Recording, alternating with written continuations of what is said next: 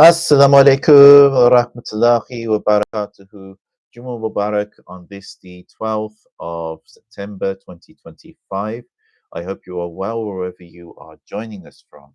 Today, we're going to continue our study of the life and leadership lessons from Surah al-Kahf by Sheikh Professor Dr. Hassan Mohi-ud-Din Qadri. We are going to continue from page 45, actually beginning at the end of page 44. Verse by verse reflection. This is on verses 9 through to 26. Bismillahirrahmanirrahim. Now let us reflect on each verse through this lens, uncovering its theological and leadership dimensions. Verse 9. O Prophet, have you considered that the companions of the cave and the valley of al-Rakim, or the valley of the inscription, were among our wonderful signs? This verse introduces the story of the companions of the cave as a profound case study on leadership resilience and strategic decision making. Their tale serves both as a leadership blueprint and a testament to Allah's boundless power and wisdom, showcasing divine intervention as a transformative enabler in the most challenging of journeys. The reference to wonderful signs highlights their miraculous preservation, illustrating Allah's authority over time and life itself. From a spiritual perspective, their story reflects the concept of waliya, which means divine guardianship, where Allah's protection envelopes those who seek Him sincerely. The mention of al-Raqim, possibly an inscription or record, suggests the historical acknowledgement of their journey, linking divine intervention with historical continuity and the timeless lessons of spiritual resilience and purpose driven leadership. Verse 10. When the youths took refuge in the cave, they said, Our Lord, grant us mercy from your presence and make us incline to the right course concerning our affair. In the broader narrative of the companions of the cave, we encounter a group of devout young individuals who chose seclusion to preserve their faith. Their story, which unfolds over several verses, illustrates the powerful intersection of trust in the divine and practical resilience in the face of worldly challenges. By seeking sanctuary, these youths demonstrate an unwavering commitment to higher guidance, emphasizing that true safety and clarity reside in aligning one's purpose with the divine will. That true safety comes from the creator of the heavens and the earth. If we align with the will of the creator, then inshallah, we will be much safer. Because we'll be in tune with the universe. We'll be in tune with what we're supposed to be doing. If we're out of tune with that, then you imagine if the trees are out of tune with nature, if they grow their leaves in winter and lose them in summer, they will die. They won't live very long. It's a similar thing with human beings. Within this particular verse, their heartfelt supplication highlights the profound interplay between spiritual resilience and purposeful action. The youth's decision to place their trust in God underscores the importance of grounding endeavors in a transcendent source, acknowledging that genuine clarity arises from the mindset of trust and sincerity. From a spiritual perspective, their prayer exemplifies the quest to draw nearer to the divine through introspection and humility, reminding us that profound insights often emerge from moments of stillness and reflection. So, the words being used here, sometimes we can lose track of what's being discussed. Brilliant, but it's also it's very academic. The interplay between spiritual resilience and purposeful action. So, what is spiritual resilience? Well, spiritual is something which is not necessarily physical, it's something which is connected to the divine and the order of things. And resilience is how well that you can stand for what's right, that you can uphold yourself, do the right things in difficult circumstances. So, spiritual resilience would be the combination of these two things.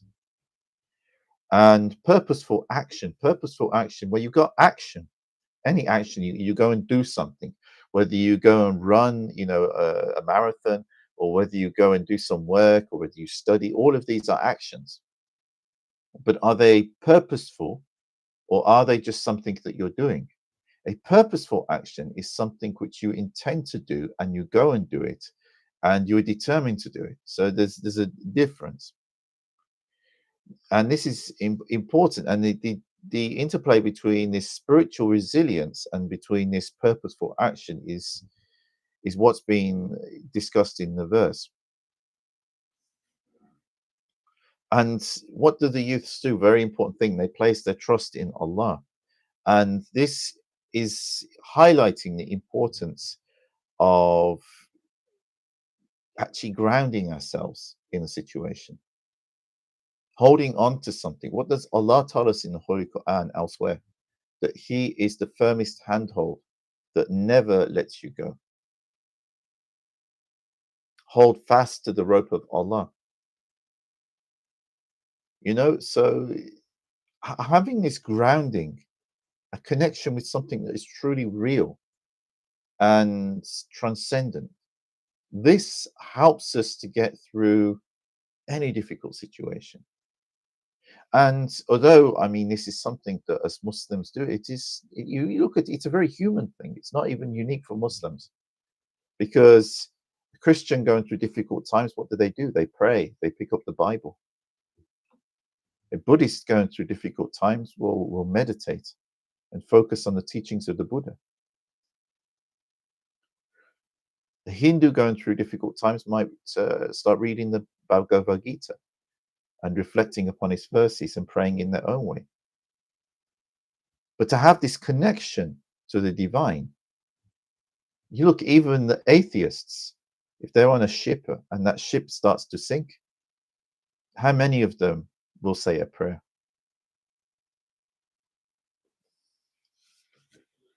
So the youth's decision to place their trust in God underscores the importance of grounding endeavors in a transcendent source, acknowledging that genuine clarity arises from a mindset of trust and sincerity. Who can you really trust? Hopefully, there are people around us who we can trust. Hopefully, we can trust our parents or our spouse. Hopefully, inshallah. Reality, human beings can let you down. And people outside of the family, this is even more likely.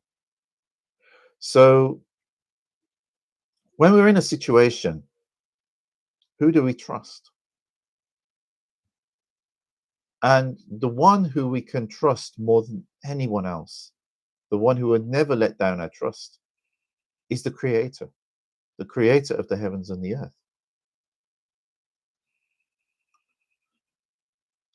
And this is where the professor continues and says, from a spiritual perspective, their prayer exemplifies the quest to draw nearer to the divine through introspection and humility. How did they draw near to the divine? Through introspection. Introspection is looking within themselves, reflecting on their own actions and their own connection. And humility, not being arrogant or proud, but through being humble, reminding us that profound insights often emerge from moments of stillness and reflection. If you're going through some difficulty, one of the best things that you can do is find a quiet place to actually reflect upon your situation, to firstly meditate, to clear your mind, and then to reflect upon your situation.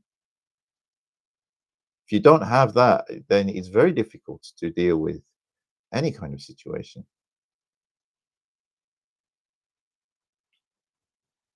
Yes, as Claire mentions on Instagram, Religion allows us to decide who we can trust. This is very true when it's presented correctly, anyway.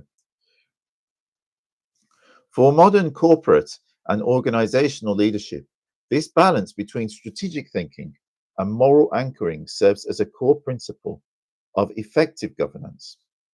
Visionary leaders, like these young seekers, cultivate self awareness, embrace the unknown with faith, and pursue ethical approaches guided by a deeper sense of responsibility.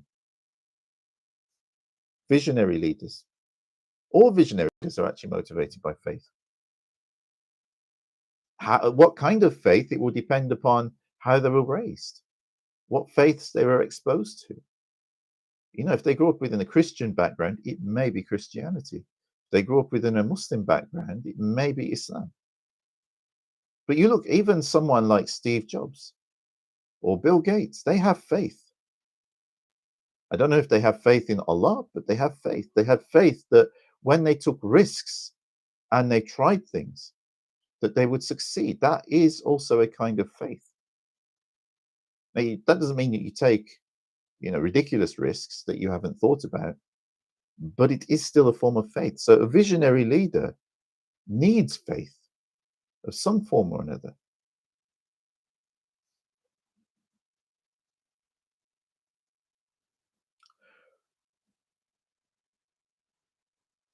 By aligning internal sincerity with outward resolve, individuals and teams remain steadfast in challenging circumstances, adapt thoughtfully to evolving landscapes, and to foster cultures where purposeful action coexists with spiritual depth.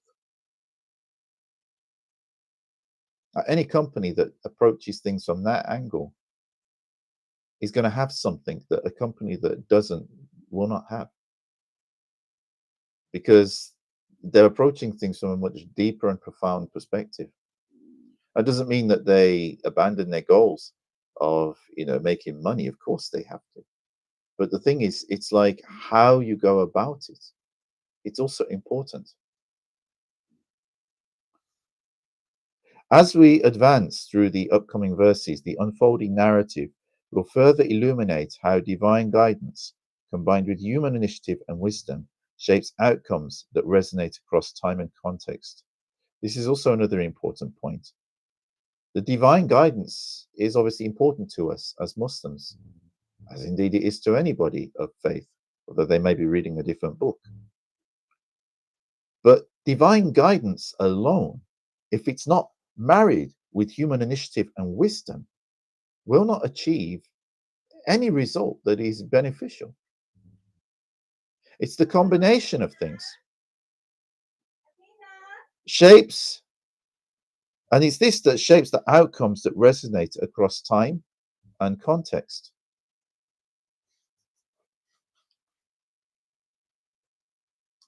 Claire, if you see some of my other videos, I have discussed examples where religion is incorrectly presented, but that's not the subject I'm focusing on today because we're studying this particular book and Surah al-Kahf.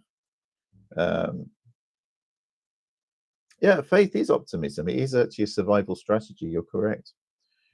Verse 11.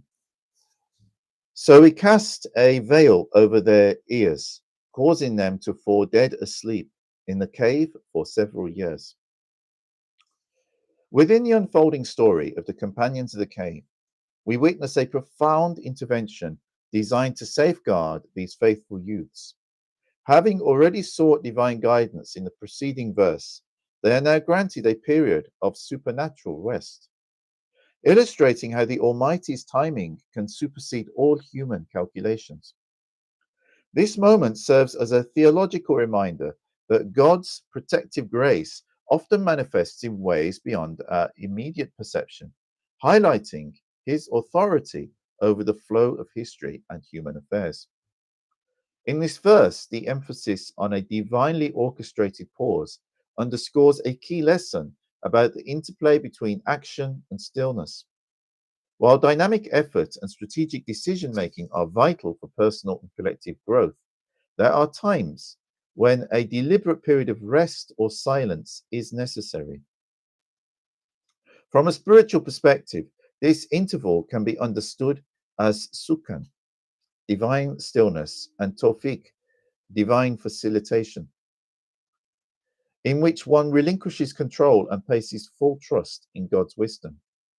Such moments, although outwardly inactive, cultivate internal reflection and deeper spiritual connection, ultimately renewing one's resolve.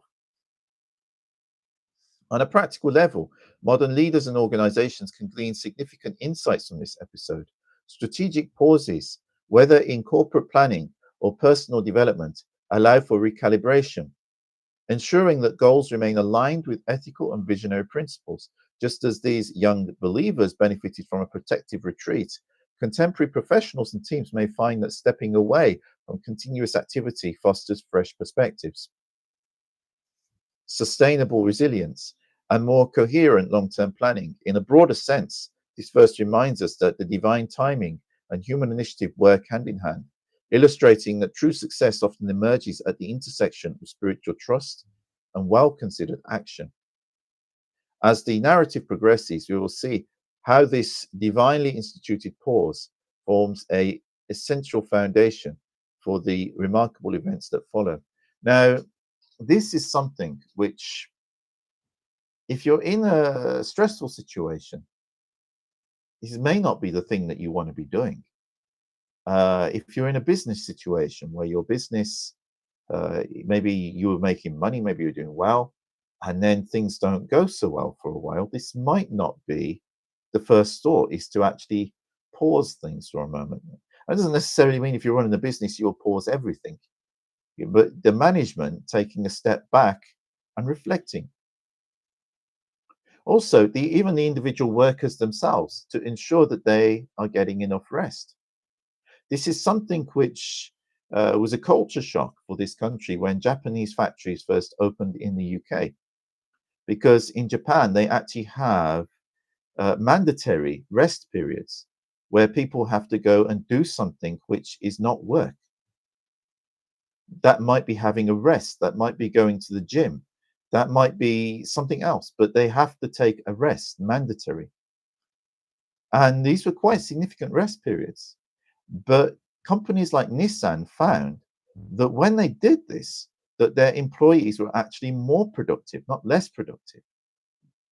And so this is something that is even entering within corporate culture over in more recent years as a result of influences like that and experiments with this. The people have realized that you need to have a significant rest period. Even the weekend, as we have now, many people don't work on the weekend. I mean, it's now that a lot of people do work on the weekend, but even if they do, their shifts will allow an equivalent time within the week where they can actually rest. But originally, people only had Sundays off in this country. And then, as a result of the Industrial Revolution, as a result of people being overworked in factories, the business world actually introduced the rest day on a Saturday as well as on a Sunday in order to ensure their workers had enough rest. Because it wasn't for, like benevolent reasons particularly. It was just simply because they realized that if they gave people that extra day of rest on the weekend, that they would actually be more productive. We need to rest enough, otherwise we're not going to be able to do any kind of action. That doesn't mean we over rest, but there's a balance between these things. And we also need time to reflect as well and process our thoughts, process what's going on in our life. And this is even more important in some ways for management, because management isn't necessarily about so much the physical work, it's about managing the affairs. For that, you actually do need to, think about things. And you need to give sufficient time to be able to think and to reflect. And there's a difference between thinking and reflecting, because thinking is something that's more active, whereas reflecting is, maybe going for a walk in the forest or something, and then you come back and then something comes to you that you haven't, like actively been thinking about, but you've been able to arrive at that thought because of the fact that you were in a more restful state. It is really, really important. I mean, even when I was studying, I was advised, even my father advised me this, if you write a letter or you're doing your homework or something like that, to go away from it for a bit and then to come back and give it a fresh look before you actually send that letter or submit that coursework. And it is a really good piece of advice. Sometimes when you come back, you have a fresh perspective, and that can mean that you can do things a lot better. Verse 12. Then we raise them again, so that we may show them which are the true groups. So, which are the true groups? Then we raise them again, so that we may show them which of the two groups had better calculated the period they had stayed in the cave. In the ongoing narrative of the companions of the cave, we now witness a pivotal moment when their long slumber comes to an end. This awakening serves as a deliberate sign from the divine, demonstrating control over the passage of time and the limits of human understanding. It reinforces the truth that Allah's knowledge extends far beyond human perception, reminding us that the material dimension of time is neither fixed nor absolute in the face of divine will. It's an interesting point that's in relation to divine will. And this is something also mentioned, in the Bible as well, that the time in the heavens is different from the time on the earth. And it's mentioned within our scriptures as well. But actually, even science teaches that time is relative. This is something that Albert Einstein explained with his theory. From a leadership standpoint, this juncture parallels the evaluation phase of any strategic endeavor, a time to measure outcomes, verify assumptions, and refine future plans. Just as the young believers' reemergence validates the enduring purpose behind their seclusion, effective leaders periodically reassess their organization's directions and results, ensuring alignment with both ethical principles and long term vision. In a spiritual context, this moment calls to mind muhasabah, self accountability, and tafakkur, deep reflection, emphasizing the importance of regularly pausing to consider whether our actions and intentions remain harmonious with a higher timeless wisdom. In doing so, leaders and individuals alike can learn to balance humility with aspiration, recognizing that true insight emerges only through attunement to the divine purpose that underpins all human endeavors. As this narrative continues, the lessons of accountability, trust, and intentional action remain at the forefront, guiding both spiritual and worldly pursuits. Now, this is important with companies. You take Apple as an example. Apple today is a tremendously successful company, but Apple nearly went bankrupt after Steve Jobs was ousted from the board, and it lost its way, it lost its vision. There was nothing special about Apple during those years, so they lost business to other companies that maybe had better visions and better products. When Steve Jobs returned to the company, he brought this amazing vision, which drove the creation of iMacs and MacBooks and iPods and all the famous products that Apple's produced since, which have that certain Apple look, that Apple philosophy that everybody knows. I'm not actually that much of a fan of Apple, but this is something which I acknowledge and I can see, and this is what's driven Apple's success. And the same is true of any company. If a company loses its way, loses its direction, and moves away from the vision that originally brought people towards it, and also originally is what ignited the passion of the people who set up that company to actually go and work hard for it. If it loses that vision, then it will fall apart and disappear into obscurity.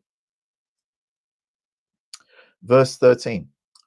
We relate their story to you exactly as it happened. They were pious youths who believed in their Lord. We increased them in guidance. In the unfolding account of the companions of the cave, this verse deepens our understanding of how steadfast belief and divine response intertwine, forming the bedrock of spiritual growth. The Quranic narrative underscores that these young men placed unwavering trust in their Lord, and as a direct result, they received even greater guidance. This exchange reveals that genuine faith rooted in clarity of purpose opens the door to continuous development under divine care. From a spiritual perspective, such certainty embodies yaqeen, unshakable conviction, and tawakkul, complete reliance on God. These qualities nurture a heart centered connection with the divine, awakening an inner strength that persists through trials and uncertainty. The process of tabiyah, ongoing self cultivation, unfolds here as the youth's commitment deepens. They grow in wisdom and virtue, mirroring how consistent spiritual effort invites ongoing blessings and insights. Translating these lessons into modern leadership and organizational contexts, we see that a clearly defined mission, grounded in core values, provides the necessary focus for achieving and sustaining excellence. Leaders who adhere to higher principles cultivate an environment where ethical conduct and purposeful action driving this synergy of conviction. And divine guidance underscores that true leadership is about far more than tangible success. It involves aligning one's aspirations with a transcendent calling. Ultimately, when hearts are anchored in sincere belief and actions reflect that sincerity, both personal resilience and collective progress follow, illuminating a path towards meaningful and enduring impact. So, this is really the ideal. I mean, we talked about Apple. Apple's just a secular company. But, and also, I mean, you've got companies like Tesla, again, they have a certain vision.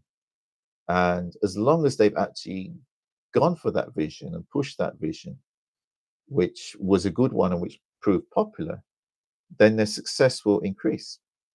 But should they move away from that, should they lose that, they lose what makes them special. And it's the things that make a company special in the marketplace, special but also desired. That this is what drives the business. That's what drives the company to success. And if they lose that, then obviously they're not going to be so popular. They're going to lose business. But I mean, if you can actually marry your business with some kind of alignment spiritually, then this means that it's success not only in business, but it is also success in Akira, success in the hereafter. But I mean, this is obviously, it's not an easy balance to achieve, and I'm not going to suggest it is, but there's certainly lessons here, and some people do achieve this. Verse 14, we fortified their hearts when they stood up boldly before their king. They said, our Lord is the Lord of the heavens and the earth. We will never worship any false gods besides him. For them we shall have certainly said an outrageous thing. In the continuing account of the companions of the cave, this verse depicts a defining moment of moral fortitude. Confronted by oppressive authority, these young believers refused to compromise their commitment to monotheism, demonstrating that genuine leadership often emerges most powerfully under pressure. Their unwavering stand reveals that ethical conviction, when anchored in spiritual truth, has the capacity to influence society at its core. From a spiritual perspective, their stance embodies siddiq, and it does truthfulness, and ikhlas, sincerity.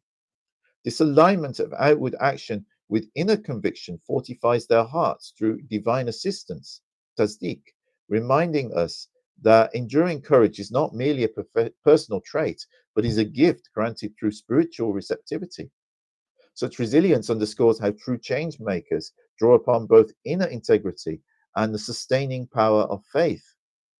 In a modern leadership or corporate setting, their example calls us to cultivate unshakable values that stand firm even when in the face of resistance or at personal cost. Ethical leadership rests on a clear moral compass, guided by principles rather than convenience. When combined with a deeper, transcendent vision, this conviction becomes a source of strength that empowers teams, reshapes organizational culture, and fosters trust. Ultimately, the narrative of these young believers teaches that a heart fortified by sincere faith can drive meaningful transformation, serving as a beacon of truth and justice in any sphere of influence. People sense this with leaders, whether those leaders are business leaders or political leaders. or leaders in any field, you look at the ones that they had certain conviction about them, a certain sincerity and decency, a vision which is aligned with truth, even if that not be Islam per se, but with truth in a more generic sense. People remember those leaders. Those leaders really made an outsized impact. You look at an example like John F. Kennedy. To this very day, decades after the man lived, he's still remembered. Or Winston Churchill. Because both of these leaders embodied something in different ways. They had different politics. They were different in many respects. But in both of them were great leaders. They believed in the visions that they embodied and the messages that they gave to the people. They were sincere about it. And because of that, people to this very day remember them. Even though they differed in their politics, they were on completely different sides of the political spectrum. But both made an outsized impact, and both are remembered to this day. And both were true leaders in every sense of the word.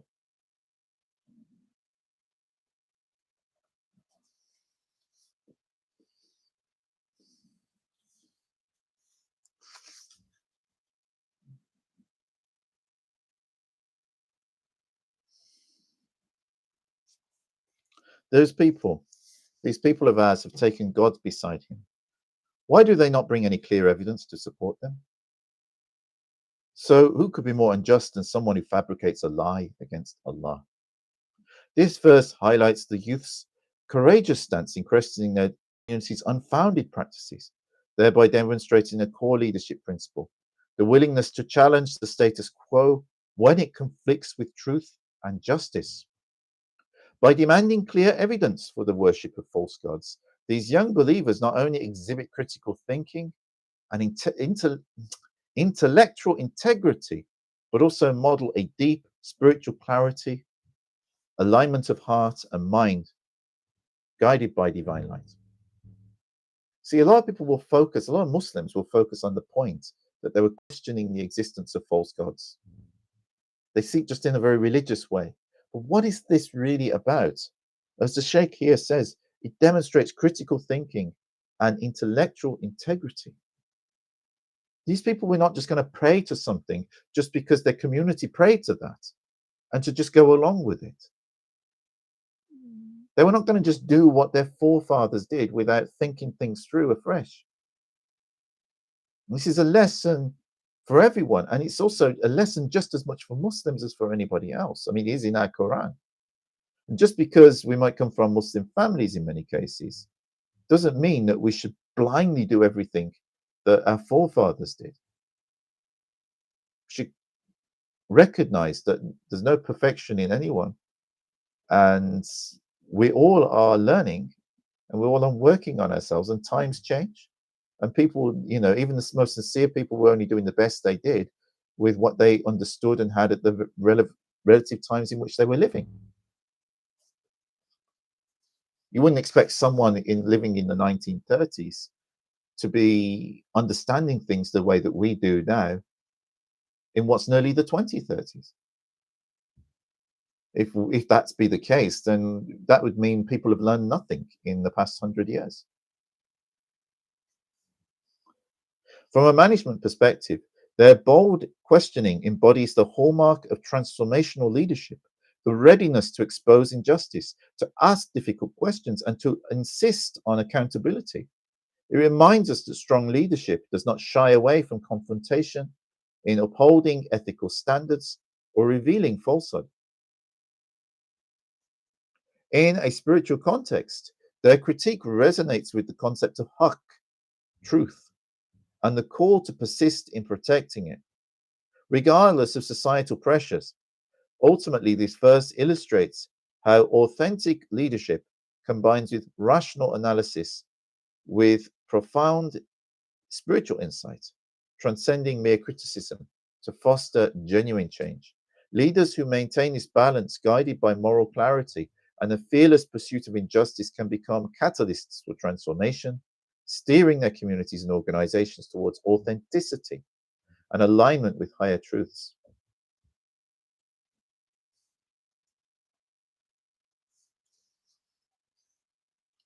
Verse 16. So those young men said to one another, when you have separated yourselves from them and what they worship besides Allah, take refuge in the cave. Your Lord will unfold his mercy for you and will make for you an easy way out of your affair. This verse highlights the youth's decision to make a strategic retreat, illustrating how timely withdrawal can be a potent form of adaptive leadership. Recognizing that the direct confrontation was no longer tenable, they chose to separate themselves from the influences detrimental to their faith, demonstrating keen foresight and a willingness to recalibrate their approach. From a spiritual perspective, their retreat into the cave symbolizes khalwa, spiritual seclusion, where one deliberately steps away from worldly distractions to reconnect with the divine. In doing so, they exemplify tawakkul, complete reliance on Allah, confidently entrusting their welfare and future course to divine wisdom. Such reliance underscores that resilience and spiritual strength are nourished in moments of pause, creating the clarity needed to navigate hardships while remaining anchored in ultimate truth. In modern contexts, be it organizational leadership or personal development, this example reminds us that sometimes the most effective strategy involves stepping back to regroup, trusting that a higher plan will illuminate the path forward. This is a really important point, that when you are facing this kind of difficult situation, you have to recoup your forces. You have to think carefully, regroup your resources. If you burn yourself out at the wrong time by attacking when you're not going to win, or if you've got like a business and that business has got some really fierce competition, you have to think very carefully how you are going to uh, how you're going to do business in that situation, and maybe withdrawing a little bit and just doing what you can and seeing what can be done, in other areas, maybe even changing the direction of the business. But you need to actually go to the cave, not necessarily a literal cave, but you need to step back and rethink what you're doing in that situation. And this can be any business. You look at Microsoft. Microsoft is a big technology company that for a long time was focused only on Microsoft Windows and Microsoft Office. And nowadays, I mean, a lot of people don't even use computers. They're using cell phones. They're using, whether that's iPhones or Android phones. And if Microsoft remained solely on the strategy of Windows and Windows software, Microsoft would have gone bankrupt. So Microsoft actually did take a step back from this and started even investing in Linux that used to be, they used to see it as a threat, and actually put out a lot of propaganda about Linux. They are actually one of the biggest investors in Linux now. And they use Linux for their server infrastructure and stuff, the infrastructure that you don't see, that's powering the internet, that's powering what we're doing right now. These live streams are going to servers, these big computers in big like warehouses, and a lot of those computers are running Linux. Many of them would be running a version of Microsoft's Linux. Yeah, Mike, you heard me correctly. Microsoft's Linux. They actually have a version of Linux running on those servers. And even though people on their desktop computers are running Windows, even though Microsoft Office still exists and people still use it, even that has gone to the cloud now. You can actually use Microsoft Word and Microsoft Office within a web browser, even within Google Chrome. They've changed the nature of their business in line with the times. It's still true to certain things that Microsoft is about, but they've also reassessed what they're doing and took it in a different direction so their company doesn't go bankrupt.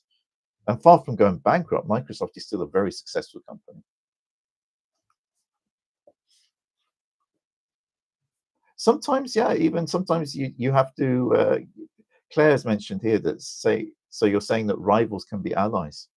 Well, even the Quran even says that even your enemy can become a trusted friend. Depends how you approach them. They're not that at the beginning, but depending on how you approach them, and if you can overcome your antipathy for each other, maybe join together on some effort. Yeah, it can happen. Even rivals can become allies. History is full of this. Whether it's political, whether it's different countries, or whether it's different companies and organizations. At times, they're enemies. At times, they ally. A lot of these companies and countries, they don't have perpetual allies either. They have perpetual interests. And this is something to be aware of if you are doing business or you're doing geopolitics. That you're not necessarily successful just because of who you are and because you've been the ally in the past. You have to constantly be aware of everything that's going on as far as you're able and to align yourself with what is the most successful course. If you lose that, then what you might be successful today, but then it doesn't mean it will be tomorrow. You might be the most popular ally today, but it doesn't mean you will be tomorrow.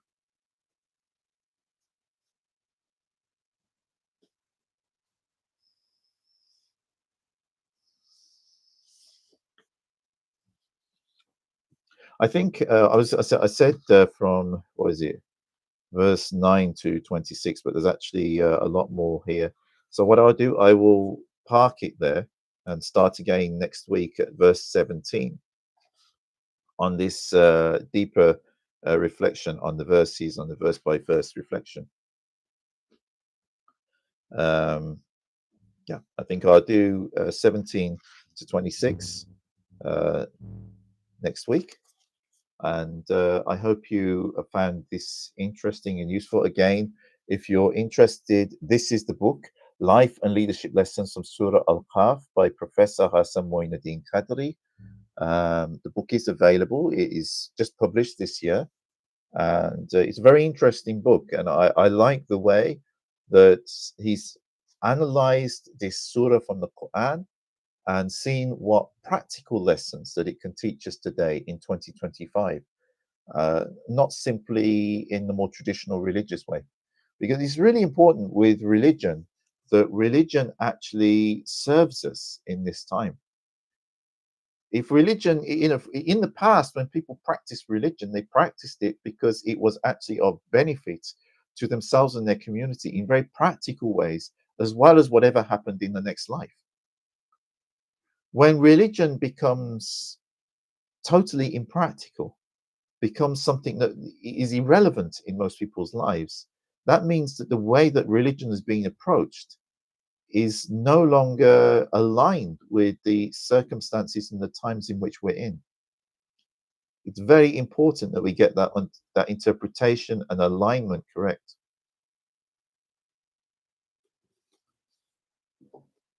Yes, sorry, Claire. I know on Instagram everything's mirror imaged. Um, it's just the way Instagram is. If you watch the video on YouTube, then there's actually a better quality version of this video with the sound through this microphone, and that's where the main videos are. But I've been doing this on YouTube and Instagram for a long time, so I still support both platforms. And I know there are some people they only watch them on Instagram or only on YouTube, so I still maintain that.